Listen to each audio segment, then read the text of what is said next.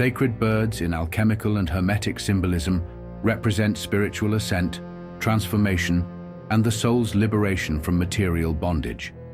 The phoenix, emblematic of death and rebirth, is a central alchemical symbol for the rubedo stage.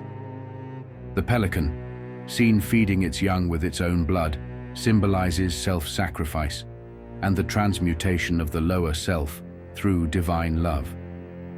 In Hermetic thought, birds like the eagle and dove denote the volatile and spiritual aspects of matter, the eagle representing sublimation and the flight of spirit, and the dove symbolizing divine grace and purity.